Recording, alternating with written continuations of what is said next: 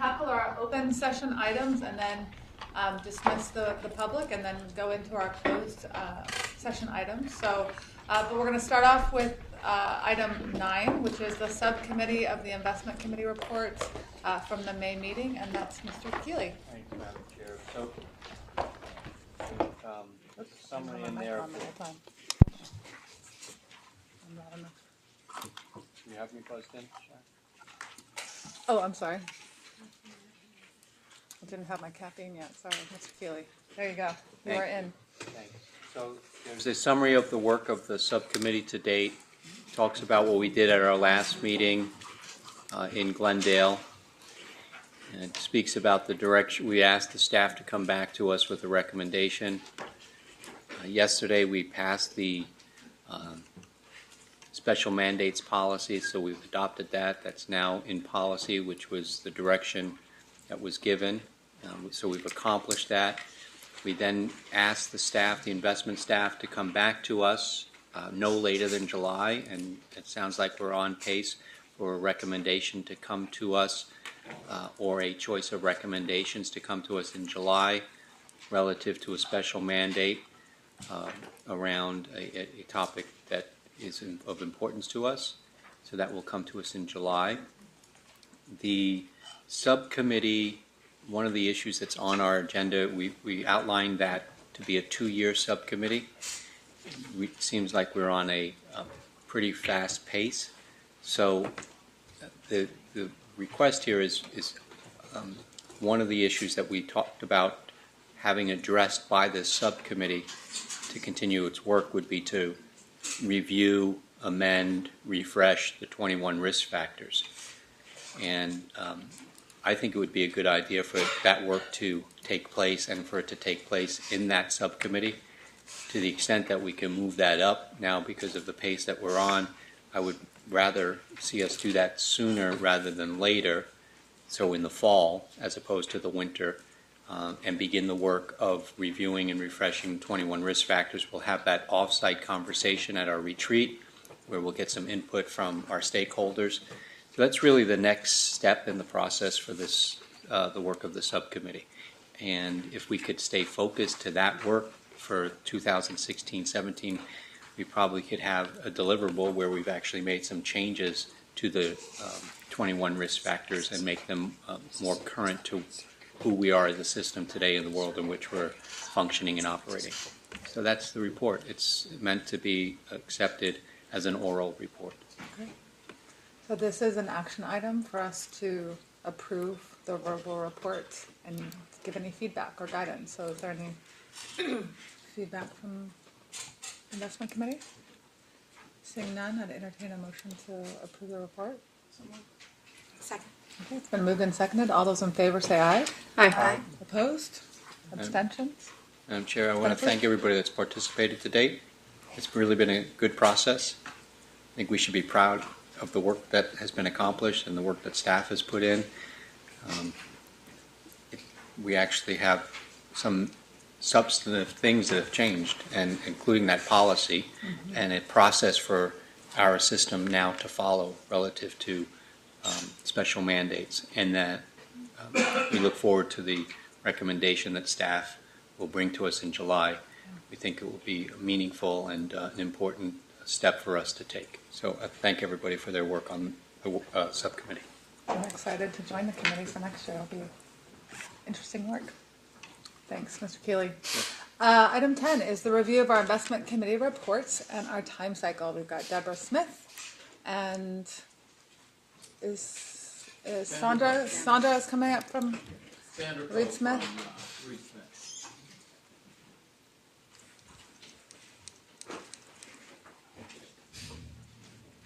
All right. Hi, Deborah. Sandra. Thank you. This is a continuation of our discussion on the investment committee reports and time cycle.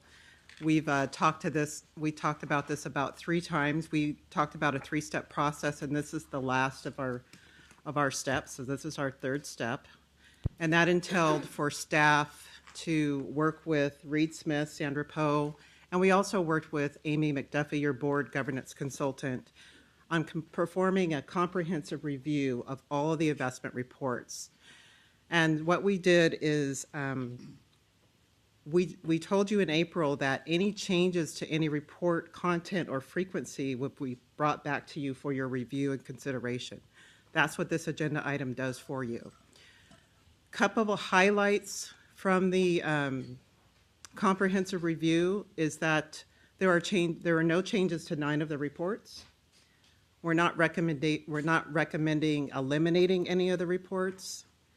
And the proposed changes fall into one of 3 categories, and that's listed on IMV 105 and 106. And they fall, again, like I said, into 3 categories. The form of delivery, meaning we would change the way you receive information. Instead of 200 pages, hard copies of information, we would provide you a link, electronic link to that information, so you're not going to be losing access to data. The other is the frequency and content change. One of the main things is we're recommending the quarterly reports be changed to semi-annual to reflect with our semi-annual schedule. And the third is the consolidation. We have a lot of annual investment program reports. We wanted to consolidate it and make it kind of like an ancillary investment report. So those are the highlights. Based on our comprehensive review, Reed Smith, Amy McDuffie, staff, PCA concurs. We recommend that the investment committee consider this for adoption for fiscal year 16-17. Great. Any questions? Okay. Senator, do you have any other comments? I don't have anyone in the queue right now. Do you have anything to add or? No, I think it's a very collaborative process. I mean, the one thing that only you can decide is if there was something that was particularly sacred to you, or that you particularly wanted to receive, and I think that's the only, the nature of the feedback that we'd like from you, but otherwise, making these changes comports with the policies that were in place and should make the reporting lighter and more consolidated, especially in the ancillary investment programs report. Great. Yeah, I like the way you presented it, Deborah, because to at least when we've had the conversations around this, it seems like it's a lot of the motivation to have this conversation is to hopefully alleviate investment staff time, to kind of, so you're not just doing a lot of, like we say in school, we don't want to give our students busy work. We want to give them assignments that are meaningful, protein, as Chris and I joke about, something that's meaningful instead of just stuff because you have to do them. I know that there are some things we just have to do because we're mandated to do them. But so my question is, and then I've got Frank in the queue, do you feel like, and I guess to Deborah, Chris, do you feel like in this exercise, do you feel like there is some lifting of the weight of energy and time that investment staff will have to take making this report? One of the comments I wanted to mention is we're moving from 92 written and verbal reports to less than 40 with this change. Yeah, that's great. And then I also really like the ease of access. To me, I'm obsessed with hyperlinks. So, but just making, I know some board members like to read a lot and spend a lot of time, reviewing everything copiously, which is great. And then other board members, not so much. So I like having the flexibility, but not the paper. So I think the hyperlinks really serve that so we can kind of, different board members can customize based on the interest and the need to have a deeper dive. So that's great. Frank, I'll get you in there. Go ahead. My question was on the reported investment manager ratings report. Going forward, will that be only an exception report, or will we have access to all the investment manager ratings semi-annually or annually? Yeah, so on IMV 105, it talks about the investment manager ratings. And what we're thinking about doing there is in the December reporting period to give you an exception report only. Staff would be able to be present to provide any commentary or comments that you may have regarding that, any rating changes. But the June reporting would remain the same, what you've always received. Why not just provide us the full, access to the full report twice a year? I mean, through a link or. So we looked at that and we decided that the fiscal year end was as important to you, more important to you than a calendar year end information. But we can consider not changing the December reporting for the investment manager if it so fits the board. That's my. Okay. I'll let Harry chime in, and then it seems like we should take the temperature. I would support that. I think I would support the representative from the Treasurer's Office suggestion. I think we should continue to get our eyes. I don't see a need for a change in that. I think there's more benefit to having those reports the way we receive them. And currently, I don't see much benefit to doing it differently, and I see a lot of value to be able to have those full reports to us and be able to look at them. In fact, I'll speak with Ms. Daleman separately. There might be other ways that we can actually communicate with the board privately through non-written communications that talk about exceptional managers or managers that the staff is concerned with, and we could get those by just communicating, but we'll talk about that separately. Can I just take, Joy, are you going to speak to that issue or is it different? Okay, let me just have Joy chime in, and then I'd like to kind of get the temperature of everyone. Yeah, I guess I actually like the idea of the exception report, not necessarily in lieu of having the full report, but because I think I actually may have asked a question the last time I was presented, that what was interesting to me was seeing how ratings had changed from the prior period. So at the risk, I'm not trying to now increase the work to say produce the full report plus the exception report, but perhaps that's something we can just continue to explore, because I do find it helpful to see what the change has been, either positive or not positive. One of the ideas that hit me, and we'll talk to Harry about it, was in December. The idea is that the calendar year end really isn't that meaningful to us. It's a 6-month time period. I know the rest of the world cares about it, but we really care about the thick reports should be coming as of June 30. We could try for the calendar year an exception report with a hyperlink to the full report. That way your book isn't that thick. Yeah, both of best of both worlds. I'm seeing That is agreement. something. You're so smart, Chris. Good idea. All right. Love that. Anything else from the committee on that? Great. So this is an action item, so I'd entertain a motion. Move approval. Been moved and seconded. All those in favor say aye. Aye. Opposed? Abstentions? It is approved. Thank you so much, Deborah, Sandra. Thank you for your help on work on that. Chris? Pretty straightforward. You talked about this in April, was not adding new projects, just doing the main ones here. Tom's not here to add his theoretical special mandate. He talked about the incubator funds for teacher ideas, so we'll work on that. As we discussed in the investment beliefs discussion, that's going to be pretty robust, and we hope it can end in November, and we'll see if the subcommittee works on the 21 risk factors or you do, but that definitely needs a rewrite.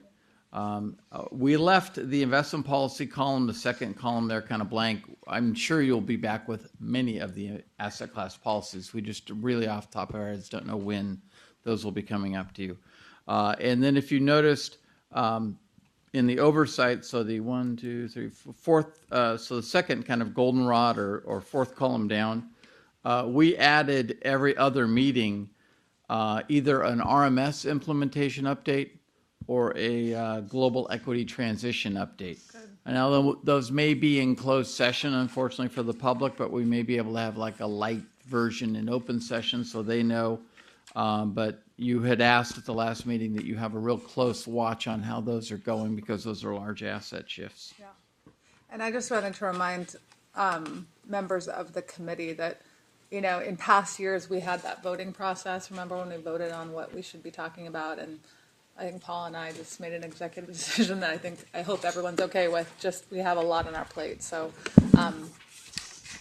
I hope that's amenable to everyone. Any comments, Harry? I'd like to suggest and love to get feedback from members of the committee. I think there's an opportunity without adding extra work to the staff's to the plan that we're going to ask the staff to execute on, but at the same time using the committee time to, one, engage in conversations.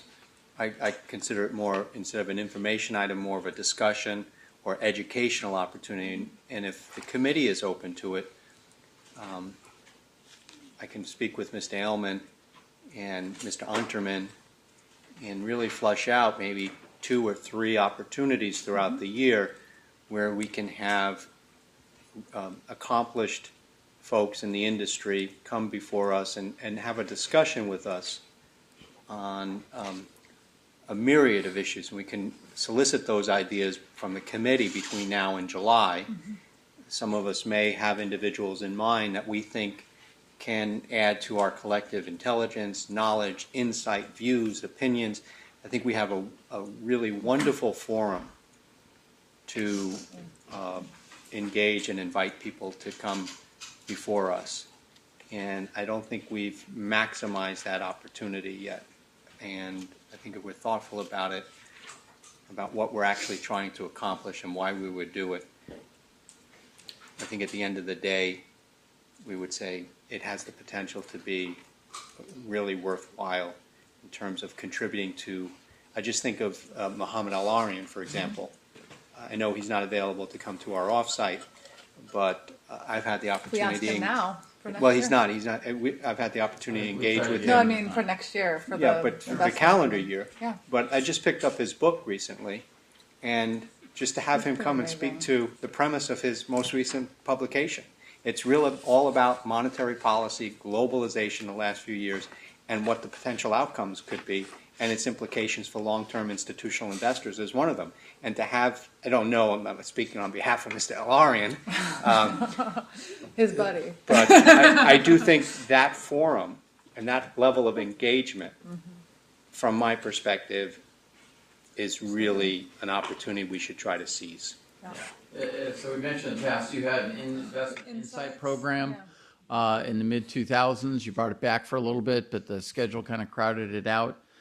You're really on a 4-meeting, 5-meeting schedule now, and September and April are always real heavy agendas, but the other 2, November and June, we could certainly add in speakers with some advance notice and bring them in. I also wanted to point out, Jack reminded me that February, you'll see a lot of reports. All those reports go straight to the web. So I think you approved your February, your idea of a February offsite, so that works fine with us, our schedule. Great. Any other questions about the work plan, input from anyone? Great. This is an action item, so, I'll move. okay. Been moved and seconded. Okay, all those in favor say aye. Aye. Opposed? Abstentions? Our work plan is approved. Thank you, So let me Chris. just be sure that we come back in July, right, for, Yeah, right. I'm sorry, you're right. Okay. Technically, the chair We- then presents this to the Right. board in July, and the board approves all the So the committees' investment work committee is plans. approving it now, and the board approves it in July, Right. is that? I just Okay. want to make sure that if it comes back a little amended between now and July, there's not some really strong adverse reaction, because I essentially threw something out there about potentially adding some speakers, and so, It passed is that okay? unanimously. Okay. It All right. passed unanimously. Good, thanks. Thanks, Harry. Okay, thank you. Excellent. Great. All right. Let's talk diversity, shall we? Candace and Mike. Diversity in the management of investments, long-term business plan. Good afternoon. Hi. Candace Hi, and Candace. Mike, on behalf of the diversity team, in the interest of time, what we thought we'd do is kind of hit the high points, and certainly would welcome your questions and your guidance.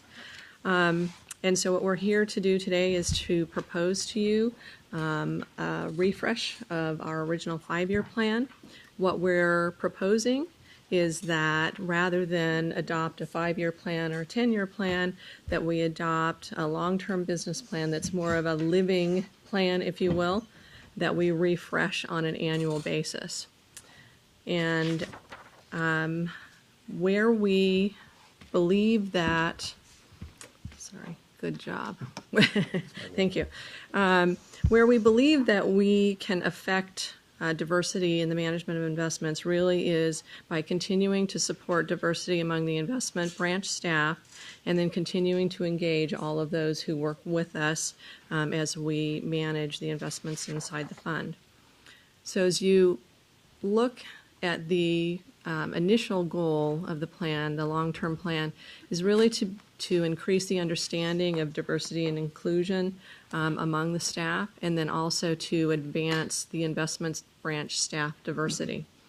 And so for 2016 into 2017, our intent is to, we're actually already starting to work on developing a training program to educate the staff, and we'd begin with an introduction to diversity and inclusion, and then move on to inclusion and teaming, and then also eliminating unconscious bias.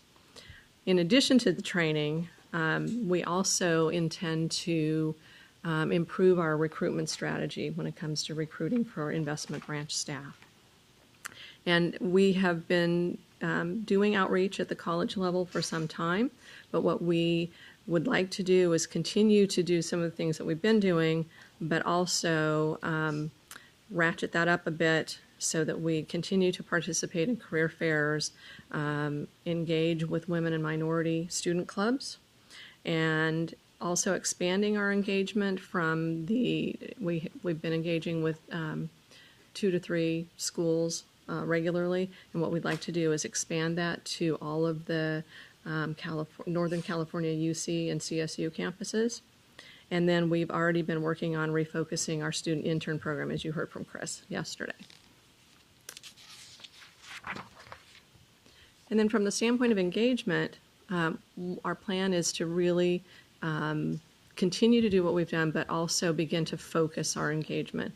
One of the things that you heard about from our corporate governance team at the last meeting was the idea of building out their enhanced diversity initiative, and so they're going to continue to work on that. As far as the diversity team is concerned, one of the ideas that actually it was Chris's idea was to begin to do a survey, a diversity survey. We would survey a number of our current investment managers, brokers, some of our portfolio companies, and some of our service providers. And we would create the survey in concert with our human resources folks who have hired a diversity coordinator and also a diversity consultant, and they would help us to craft and then administer the diversity survey on a biennial basis. And in conjunction with the survey, we would also establish diversity awards that would come out of the information that we gather from that survey. One of the wonderful things about conducting the survey is that it will allow us to create a baseline for measurement going forward of our diversity efforts and our successes.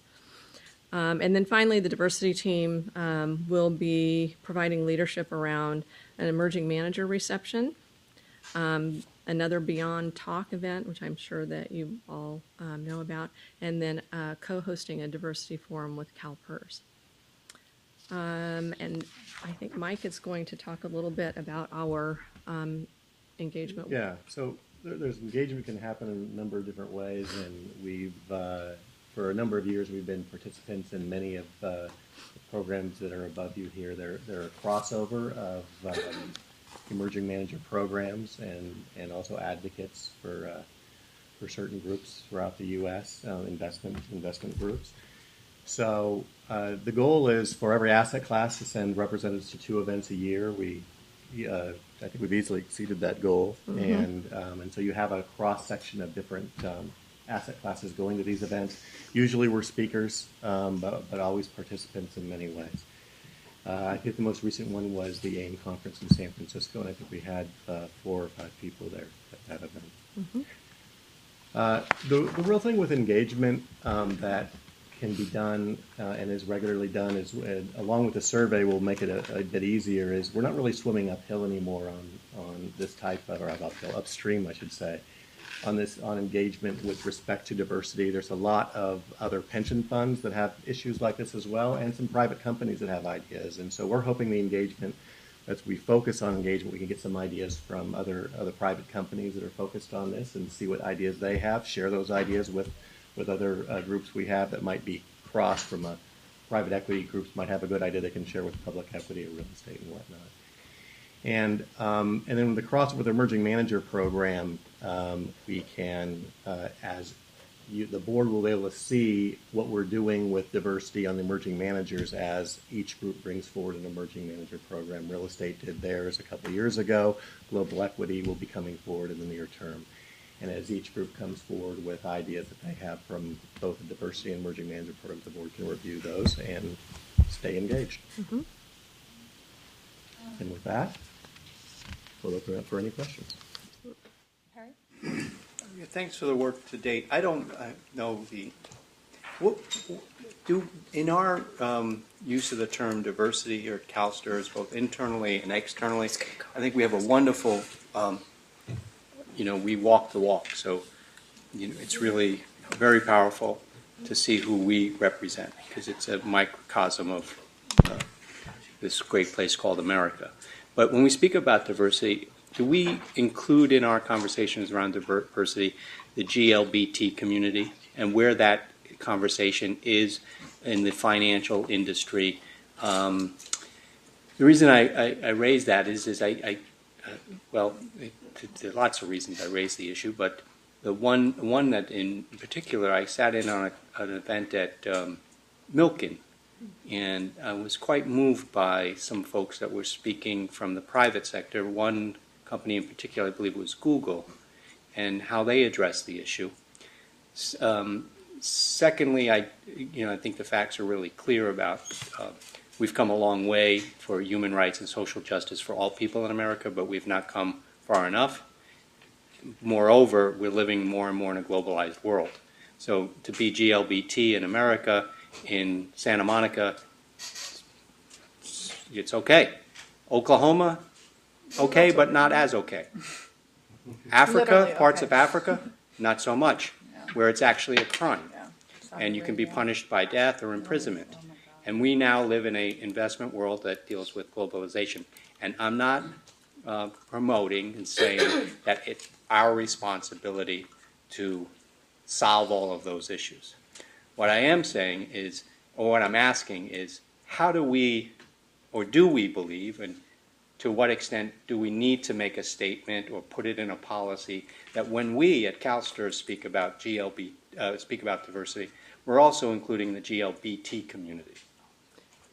Really good question. One of the things that, so you bring this up, and one of the things that our diversity coordinator, so at the CalSTRS level, one of the things that our diversity coordinator is looking into is how we address that community, and it's not as easy because of the issue of asking folks to identify, and so that's one of the things that we're actually looking into, and that's something that we'll be working with the CalSTRS Human Resources Diversity Coordinator on, is actually sort of redefining diversity, because currently we've defined it from the standpoint of gender and ethnicity. And so one of the things that we're looking into is, should we redefine it? And if so, how should we? And then how do we actually execute that? So that's something that's definitely in the forefront of our minds. I appreciate that. That's reassuring and not surprising given the staff that we have. And our commitment historically to this issue and the leadership that we've exerted, certainly here in the States, around diversity in what we're doing. And I raised the point today not necessarily to come to any definitive decision or necessarily action, because this might be an issue that also gets raised in the 21 risk factors as we're I mean, it's going to be this whole issue is very complicated, and not this issue specifically, but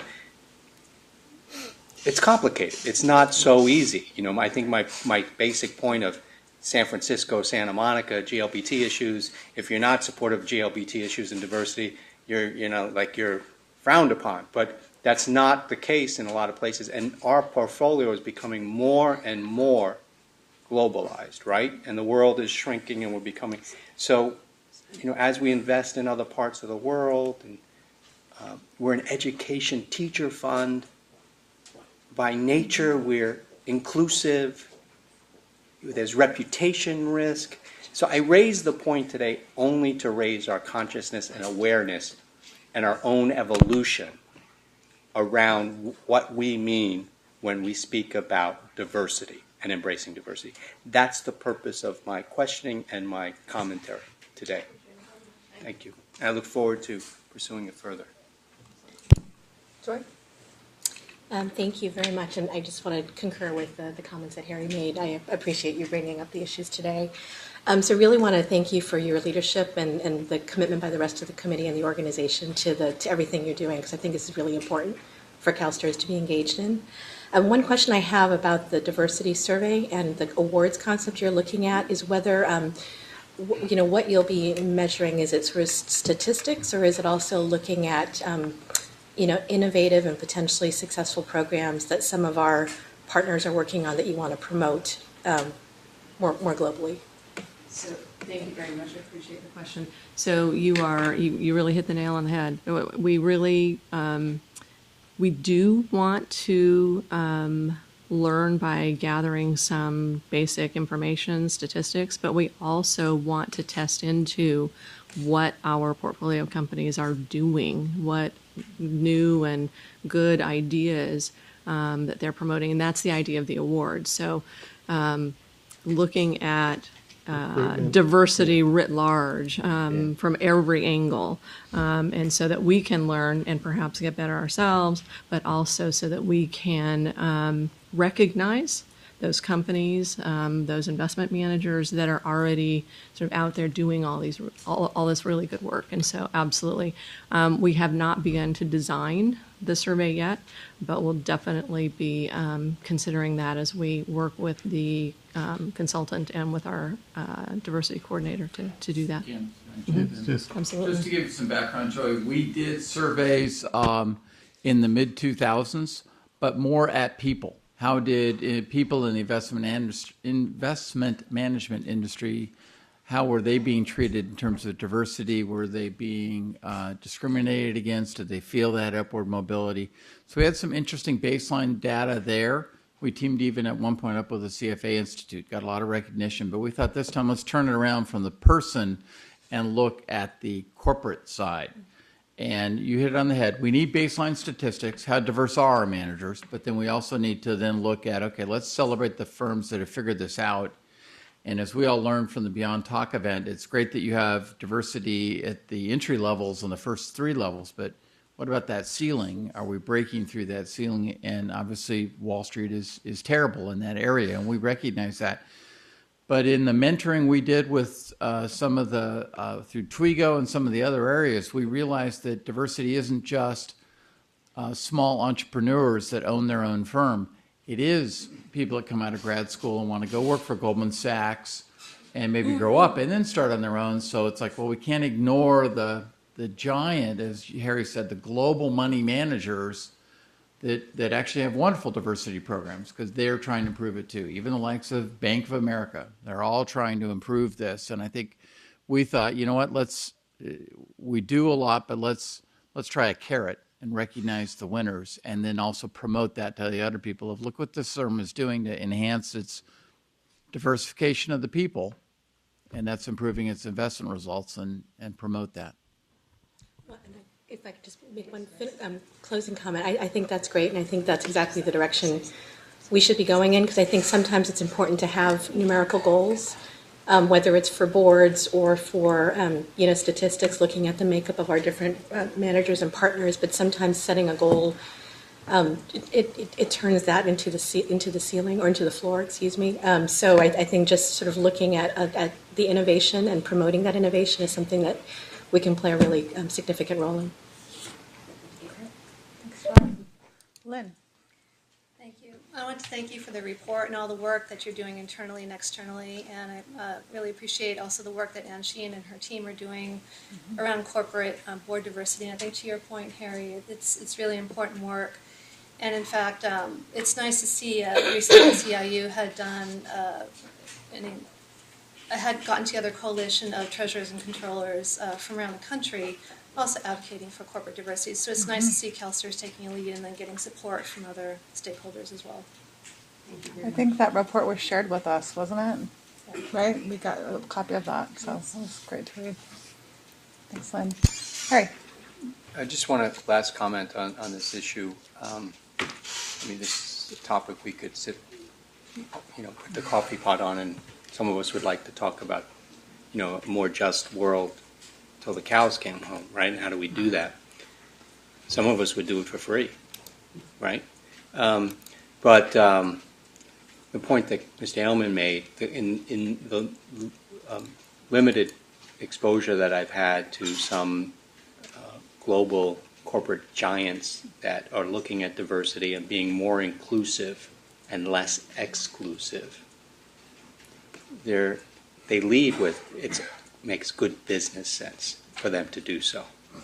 Some of them might be doing it because it's the right thing to do and they're driven by a moral imperative, but it's similar to the folks that are addressing environmental risk issues. They're leading from a business perspective. They see it as a good business practice. So it's good corporate business to have a corporate board that's diverse. It's good for corporate returns for them to be inclusive and not discriminatory. So I think we talk about these issues, and some of us may be talking them more from a spiritual or a humanitarian angle, but I have to remind myself it also is good business practice. And at the end of the day, it's good for our business partners to be inclusive and not exclusive.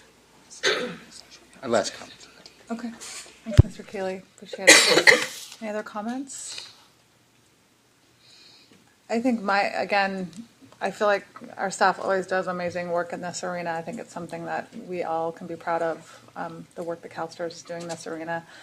I know I, for one, would lend support as you're looking at the definition of diversity, of including LGBT issues. I know in academia it's a no-brainer now that that's just part of it. So as you're having those conversations, I guess I would just encourage a broadening of the definition of diversity, just because I think it is so much part of our world now, and the inclusivity that Mr. Keeley speaks of. I think it's part of who we are in the world now, and I think it's something important to consider.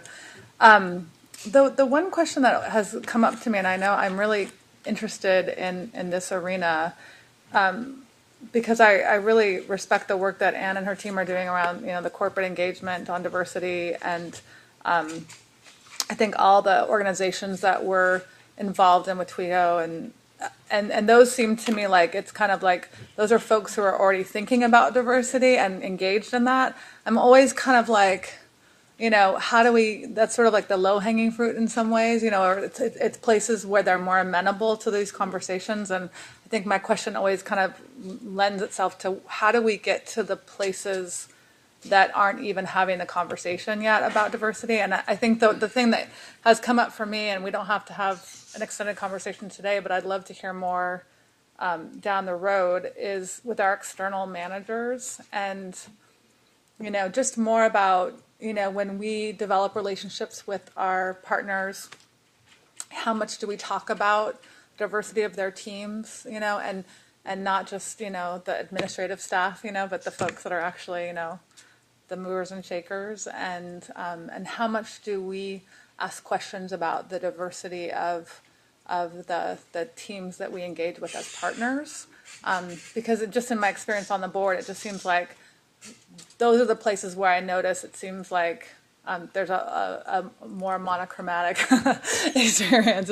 There's less diversity there, and I just would love to know more of how we're engaging in diversity those relationships, because that's an area where I feel like, a lot of these, a lot of our external managers, I mean, they're just kind of going about their business, and I think it's a place where CalSTRS can sort of, invite a conversation, and maybe promote some change in some of those organizations where they might not be thinking about it initially. And I guess I'm kind of interested in, I feel like we're moving the needle, and it would be great to move the needle in places that maybe aren't having the conversation yet. And I think the work that we're doing can be influential in that way. So, Mike, did you have something? Just real quick too, and it adds on to what Joy said earlier. When we do our survey and we come out, we see some good ideas, and I know we will find some good ideas from corporate, small and large groups that are looking at diversity. And I'm sure if we ask to advertise those things, the other leg of the stool might not just be the moral reason or the good business reason, it's the competitive reason. Right. If their competitors are out there doing this and we're promoting it and talking about it, then they're going to want to do that as well, because they're going to see we value it, and they're going to be competitive.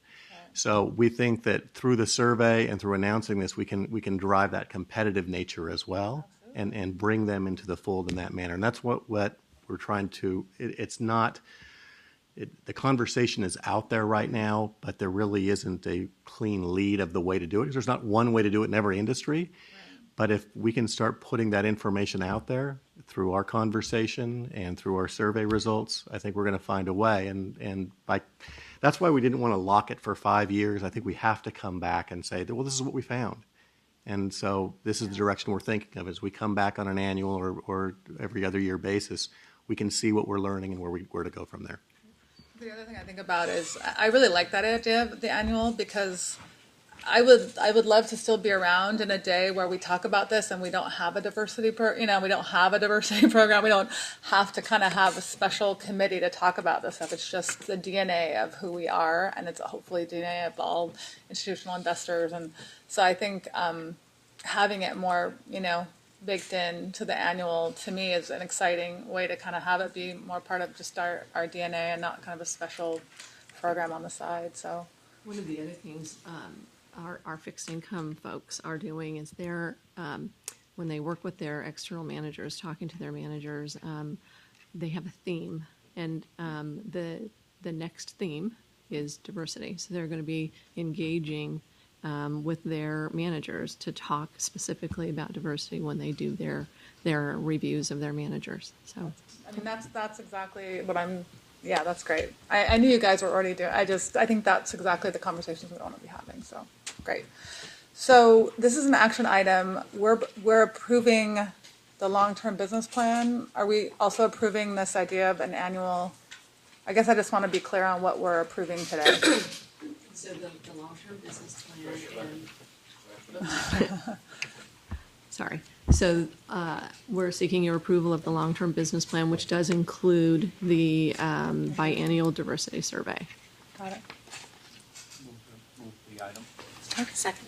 It's been moved and seconded. All those in favor say aye. Aye. Aye. Opposed? Abstentions? It has been approved. Thanks, Candace. Thank you very much. Mike. Appreciate it. Any information requests, Lamont? Yes. Yesterday, on item number 5, the committee directed staff to study and report on opportunities to invest in new technologies affecting schools and teaching. So, Okay. All right. Request. What's that? I want to put in a request. You want to put in another request? Yeah. Did you? Oh, I'm sorry. roll today. You're in the queue. You had a lot of caffeine this afternoon, huh? Yeah. Way too much. Mr. Keeley, Way too much. you are plugged in. I would like for a refresher of our board policy. That board policy is a thick document, so I can't off the top of my head or quickly scroll through it. But where we do speak about diversity, our internal policies as well as in our engagements with corporations, where we talk about diversity, I would like for us to be able to review anywhere in our policies that references diversity, that it would be inclusive of the LGBT and explicitly state that this, I'm not asking us that we take that out, I'm asking for the policies to come back this is where it would be. This is where diversity is addressed. It addresses diversity as blah blah blah blah blah. But now we want to include or have a discussion about, do we want to explicitly state the LGBT community as part of embracing a more just economic and social world. I mean, I've sat in events I guess I am a little bit on a little bit of soapbox right now, so we just said, okay.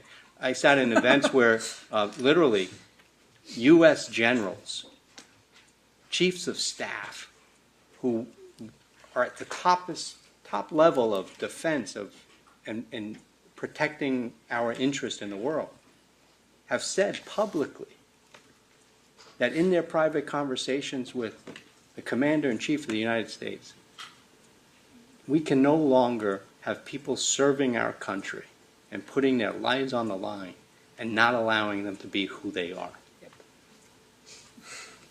Wow. Think of, I mean, like, with generals, where they've looked and said, we cannot have people deny who they are. And from a business perspective, we need to promote that. We need to promote authenticity and people to be able to say, as an organization at CalSTRS, we want our business partners to be in an environment that says, be who you are. You're accepted. Doesn't matter who you are, what you do, but you're accepted. We want that to be, I think, our mantle in terms of justice. And I think we can promote that and do that in a way in which we're proud. So I think if we can incorporate that into policy, is something that's actionable. So we want to teach our students, and Well, absolutely. yeah. That's who we are. Thank you, Mr. Keeley. So we'll get that coming back. Because So I think we it's can- actionable. Yeah, so we can do that, I don't know when, but sometime July or September. You guys can figure out where it goes. Great, thank you. Yeah. It's important. Got the Great. Okay. All right, we're going to jump into item 14, and as we jump into the draft agenda, I guess I just wanted to mention that this is the last investment committee. I know we have closed session, but this is open session. I know there's people that have to leave after this. This is the last investment committee that I am chairing, along with my colleague Paul Rosensteel as vice chair of the investment committee. I think we've chaired for has it been 2 years? 2 years. So it's been a pleasure. It's an interesting. There's a lot going on with investments. It's fascinating, but it's been a pleasure to serve as the chair of investments and to work with Paul as a colleague, and we'll continue to be engaged as we hand the mantle over to Mr. Keeley and Mr. Unterman as chair and vice chair. So we'll keep you busy, but I just really appreciate. I've learned a lot. About investments, and really appreciate our staff and our consultants and everyone in the room. So it's been a huge learning curve, and I feel like there's nothing like on-the-job training. So so let's go to the draft agenda for.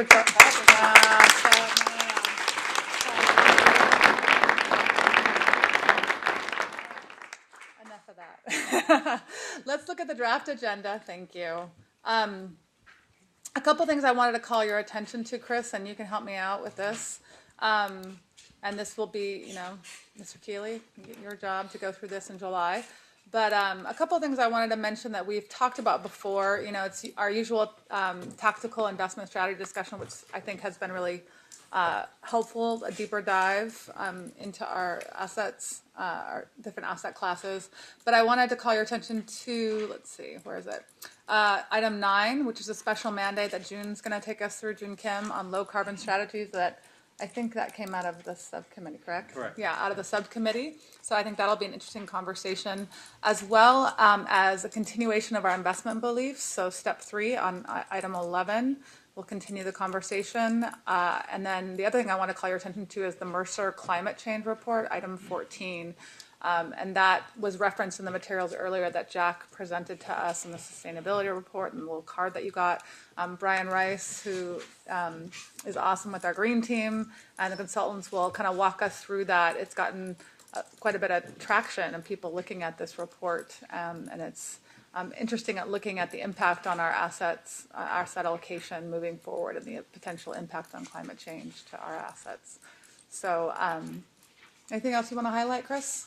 Not highlight, actually add. Okay. Oh my goodness. All right. Yeah, we're gonna probably expand the title of item 5 a little bit, and then I can't figure out the naming of it, but from our closed session discussion yesterday, we think somewhere in the information items under closed session, we really need an education session on discussing conflicts of interest with investment managers, and particularly from the lawyer's standpoint, how we deal with those and how do we mitigate those. So get some closure on that Excellent. fun time yesterday afternoon. All right, never a dull moment. All right. Excellent. Thank you. Any other comments, questions from board members? It's an information item. Great. Our last open session item is opportunities for statements from the public. Anybody want to say anything? Otherwise, We did that yesterday at the start. yeah, I was going to say, I think we kind of took care of that. Otherwise, all right, well, thanks so much. If there's folks that are members from the public that are in the room right now, we wish you well. And if you're going to come back for appeals tomorrow, we'll see you then. If you're leaving for good, then God bless you. Everybody left already. Oh, come on. The hardcore folks.